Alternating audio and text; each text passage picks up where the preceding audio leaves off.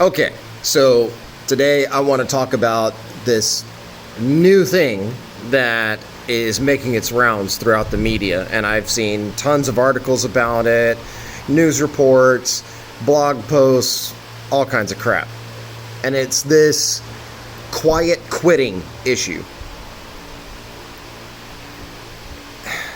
Here's the thing, right? They're calling it quiet quitting now because it sounds more negative.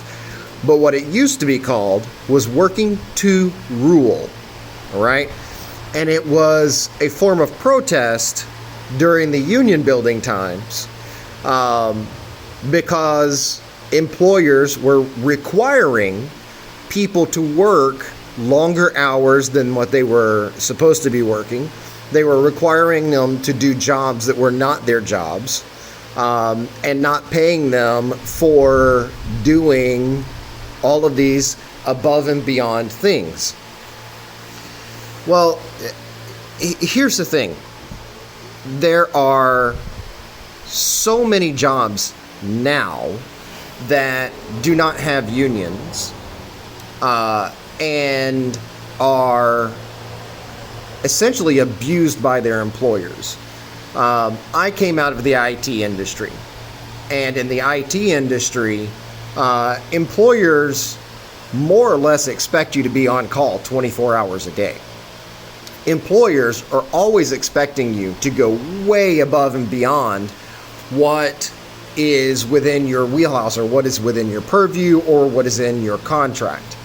Over the course of 15 odd years as an IT contractor, I had to sit down and have conversations with clients numerous times. And I do mean numerous times. With some clients 2, 3, 4, 5, 6, 8 times to tell them, look, you're asking me to do things that are not in my contract.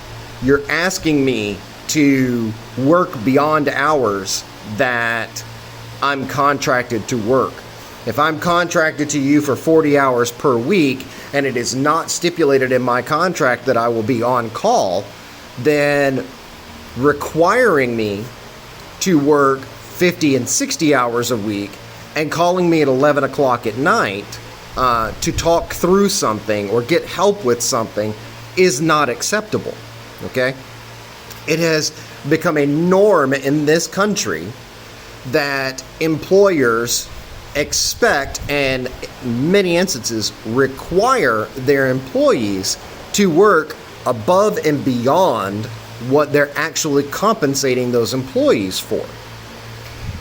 And people are fed up with it. People are tired of doing that. People are tired of working 50 hours a week in a job they get paid 40 hours, or in a job that they get paid for 40 hours for.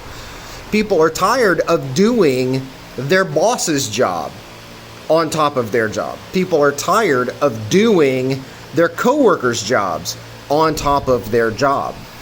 People are tired of being expected and required to do the job of 2.5 people and being paid for only one.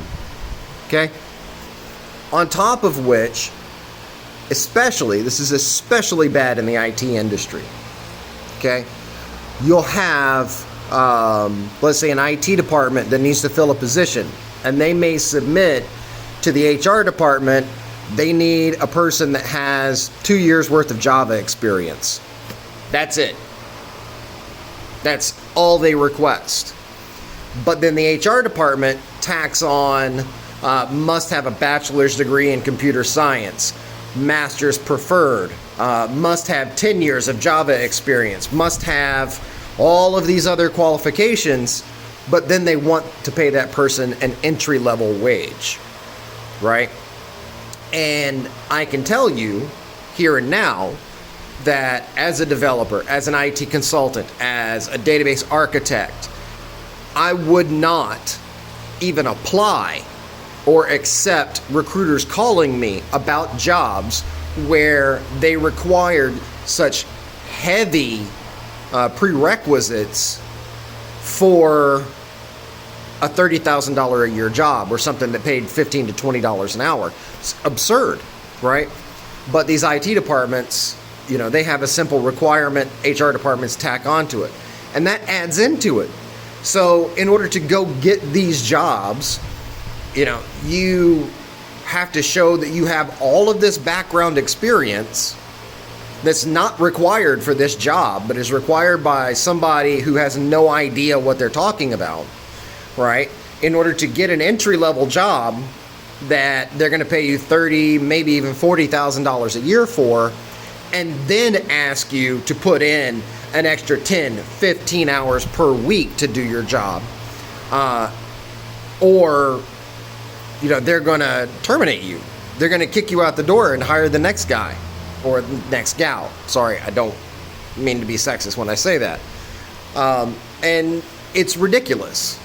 This idea that has perpetuated itself through corporate America, that you have to always go above and beyond, in order to keep your job. So rebranding it as quiet quitting is simply a way for them to make the people who go into work their 40 hours a week and do their job and not do everyone else's jobs. It's to make them look bad. It's to make them feel bad about going into work and doing what they're supposed to do. When I was growing up, and in previous generations, it was instilled in us that if we wanted to succeed in this world, that we always had to go above and beyond. We had to be the standout person. Okay, if I choose to do that, if I choose to put in 50 hours that week, if I choose to help other people with their jobs, if I choose to take on these other roles, fine. I'm choosing to do that.